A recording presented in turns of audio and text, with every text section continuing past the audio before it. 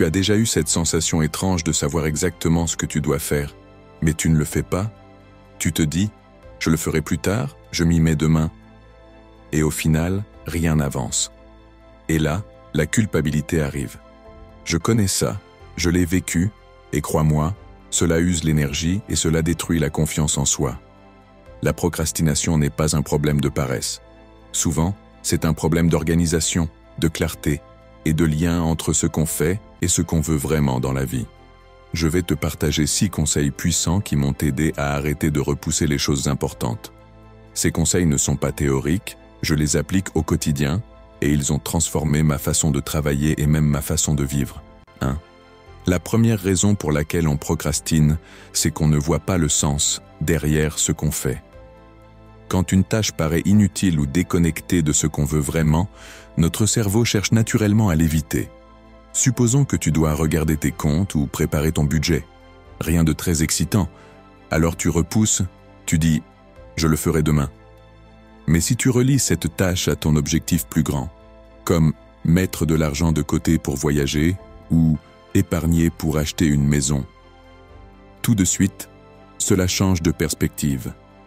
Chaque fois que tu procrastines, pose-toi cette question.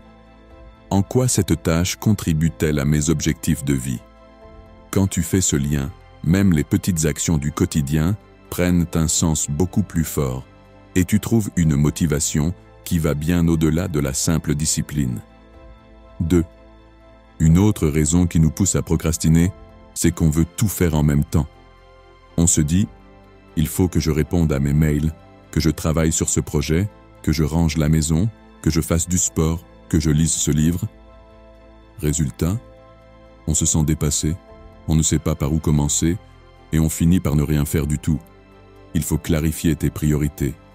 Tout n'a pas la même importance et tout n'a pas besoin d'être fait aujourd'hui. Personnellement, chaque matin, je prends 2 minutes pour me demander si je ne devais accomplir qu'une seule tâche aujourd'hui, laquelle aurait le plus d'impact sur mes objectifs. Tu peux avoir comme objectif de passer plus de temps en famille. Peut-être que la priorité serait alors de libérer ta soirée. La vaisselle peut attendre le lendemain. Une bonne façon de faire, c'est de choisir 3 priorités maximum par jour. Pas une liste de 15 choses qui t'écrasent. Juste 3 actions vraiment importantes. Et une fois que tu les as faites, tout le reste devient secondaire. Tu verras que, quand tes priorités sont claires, tu procrastines beaucoup moins parce que tu sais exactement où mettre ton énergie. 3. Le perfectionnisme est un piège redoutable. On attend le bon moment, on veut que tout soit parfait, et résultat, on ne fait rien. La vérité, c'est que le progrès est plus important que la perfection. Relie tes tâches à ton objectif et rappelle-toi que chaque pas, même imparfait, te rapproche de ton but. Imagine que tu veuilles organiser une fête pour tes amis ou ta famille. Si tu attends que tout soit parfait, le lieu idéal, la décoration impeccable, le repas digne d'un chef étoilé, tu risques de repousser sans cesse et de ne jamais rien organiser.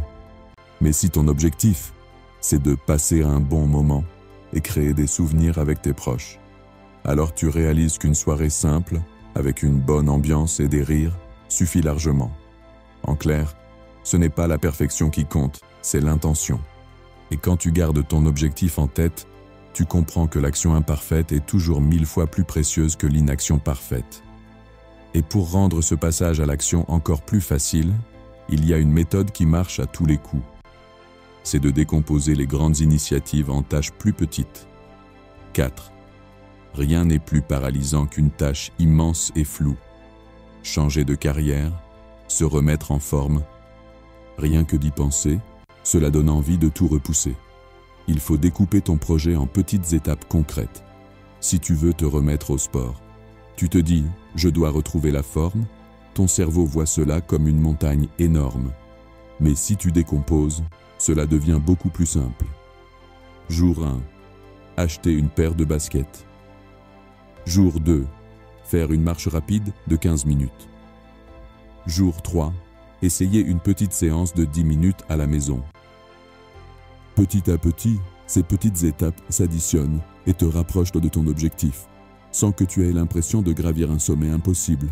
C'est comme assembler un puzzle. Tu ne poses pas toutes les pièces d'un coup, Tu les mets une par une.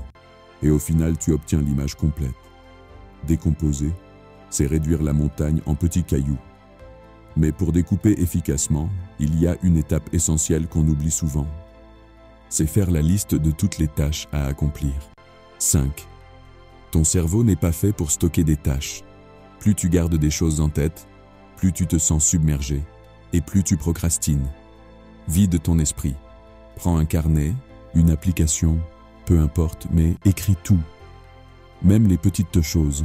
Envoyer un mail, appeler le médecin, acheter une cartouche d'encre. Une fois que tout est posé, tu ressens un vrai soulagement. Tu n'as plus peur d'oublier, tu peux organiser, prioriser et surtout, tu as une vision claire. Je fais cela chaque semaine. Et honnêtement, c'est l'un des exercices les plus puissants contre la procrastination. Mais attention, faire une liste ne suffit pas. Si tu ne fais que lister sans planifier, tu risques de retomber dans l'inaction. 6. Une tâche sans date est une tâche qui ne sera jamais faite. Tu veux apprendre l'anglais? Si tu te dis « je vais m'y mettre un jour », tu ne commenceras jamais. Mais si tu dis « d'ici 3 mois, je veux être capable d'avoir une petite conversation », là, ton cerveau comprend qu'il y a une urgence. Les échéances te forcent à avancer. Elles créent une légère pression positive. Bien sûr, elles doivent être réalistes. Inutile de vouloir écrire un livre en 2 semaines, mais un délai clair transforme une idée vague en engagement concret. Et une fois que tu as des objectifs, des priorités, des tâches claires et des échéances, il ne te reste plus qu'à passer à l'action. Arrêtez de procrastiner. Ce n'est pas une question de volonté héroïque, c'est une question de méthode. Relie tes tâches à tes objectifs. Clarifie tes priorités. Utilise tes objectifs pour combattre le perfectionnisme. Décompose les grands projets en petites étapes. Dresse une liste de toutes tes tâches. Donne-toi des échéances précises. Ces 6 conseils, appliqués ensemble, créent un système qui rend l'action naturelle. Et rappelle-toi, l'important, ce n'est pas de tout faire parfaitement, mais d'avancer pas à pas. Chaque petite action est une victoire contre la procrastination. Et n'oublie pas, abonne-toi pour recevoir d'autres conseils pratiques et surtout, n'attends pas demain. Commence maintenant.